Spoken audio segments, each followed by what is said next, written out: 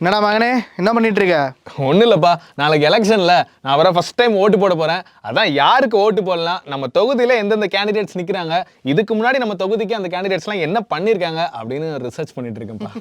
டேய் அதுக்கேண்டா இதில் ரிசர்ச் பண்ணிட்டு இருக்க? அப்பா சொல்கிற கட்சிக்கு ஓட்டு போடுறா? அப்பா ஓட்டு போடுறதுலாம் அவங்கவுங்க தனிப்பட்டு சுயமாக எடுக்க வேண்டிய முடிவுப்பா, அது யார் சொல்லியும் கேட்கு. என்னடா ஏற்று பேசிட்டு இருக்க? நம்ம அப்பன்டா.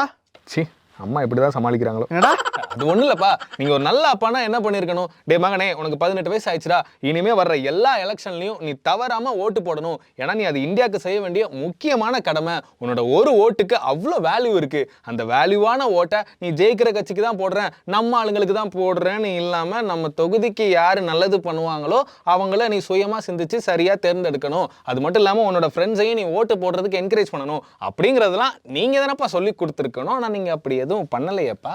அடியா மாலா, இவன் என்னடி என்னவா பேசிட்டு இருக்கான்? நான் சொல்ற கட்சிக்கு ஓட்டு போட முடியுமா முடியாது கேட்டு சொல்றீ? அப்பா சொல்றதை கேளுக்கன்னு நானே இத்தனை வருஷம் அப்பா சொல்ற கட்சிக்கு தான் ஓட்டு போட்டிருக்கேன். மா, உங்க ஓட்டு நீங்க யாருக்கு போடணுங்கிறத நீங்க தாம்மா முடிவு பண்ணணும். மற்ற விஷயத்துலலாம் இந்த ஆள் பேச்சை கேட்குறியாமா? நீ இதில் போய் இத்தனை வருஷம் அப்பா பேச்சை கேட்டுக்கிட்டு இருந்திருக்க.